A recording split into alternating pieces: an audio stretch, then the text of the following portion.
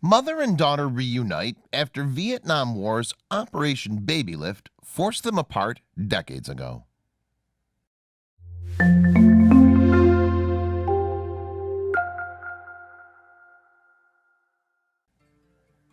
In the last days of the Vietnam War, thousands of children were ripped away from their families and sent to other countries.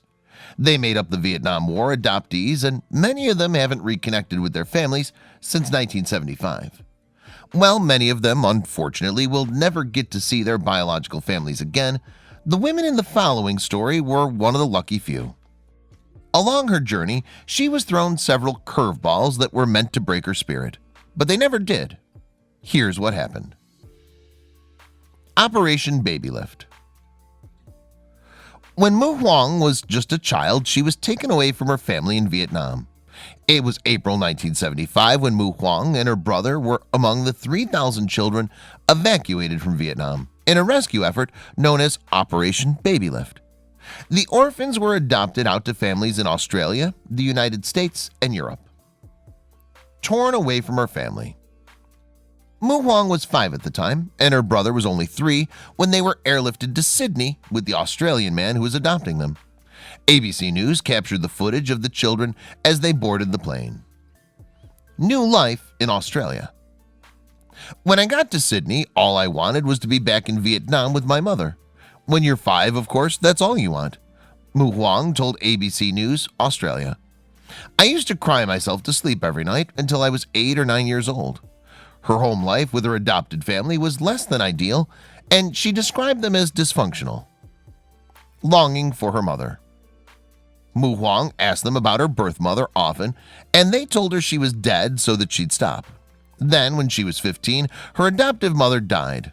After that, I was going through my adoptive father's filing cabinet, and I found some letters from my Vietnamese mother to him, she says. Paying a visit. It was March 2004 when Mu Hoang went to her village in Can Tho and waited for her mother, hoping she'd recognize her after nearly 30 years. As soon as she saw her mother again, she burst into tears, and her mother took her to see the rest of her relatives in the village. Mu Hoang had finally felt like everything came full circle. Moving to Vietnam.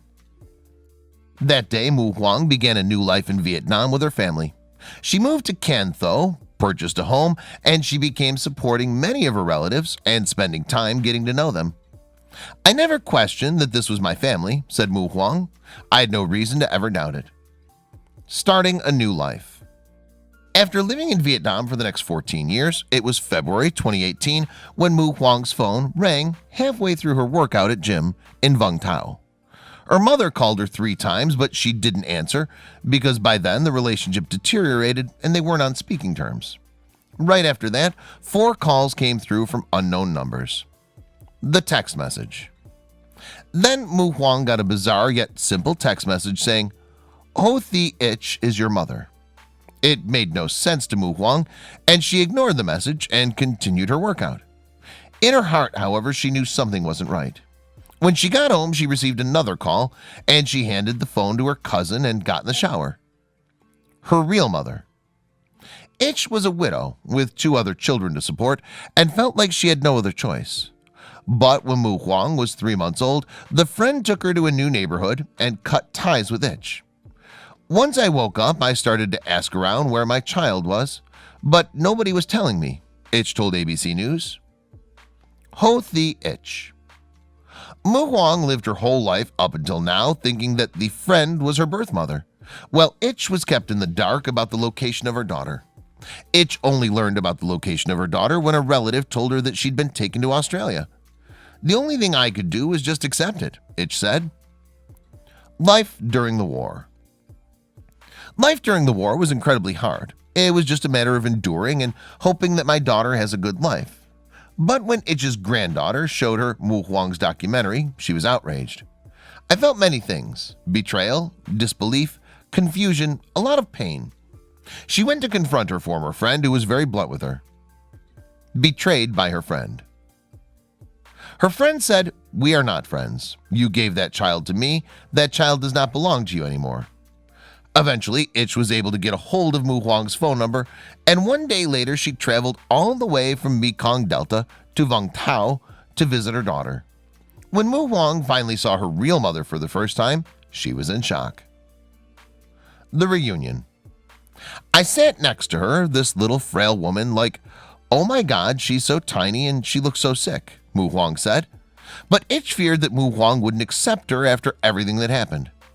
I was so overwhelmed at that time. My relatives were asking me to keep calm, but I felt like I might faint, Itch said. Biological mother. Even before Mu Huang took a DNA test, she knew Itch was her real mother. Finally, after so many years of letdowns, Mu Huang was in the arms of Itch, her biological mother. Her journey inspired her to help other children who were separated from their families in Vietnam all those years ago. What she learned. Her experience taught her that the main barrier is the lack of information available. Records were lost during the war and others were fabricated at the rush of evacuation. At that time, paperwork wasn't important since all mothers cared about was rushing to save their children's lives. Some babies were thrown into rescue planes as gunshots fired, and live footage was captured from this heart-wrenching time. Helping others.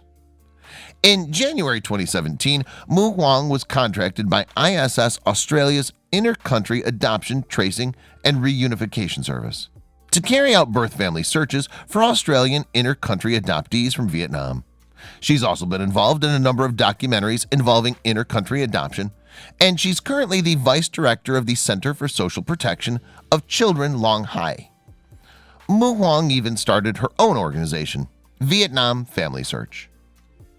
Mu Huang's advice. Without Mu Huang's dedication and commitment, these services wouldn't be possible. But she encourages those people looking for their families to act fast because time's running out. The window of opportunity is getting smaller every day because the mothers are getting older, Mu Huang said. Mu Huang's team reaches out to the Vietnamese community using grassroots tactics, from handing out flyers to investing in documentaries for Vietnamese television. She says it's a matter of trying everything possible. Check out these other videos from Let Me Know. If you haven't made the move to subscribe to our channel, all you need to do is click on that red subscribe button. Thank you for watching.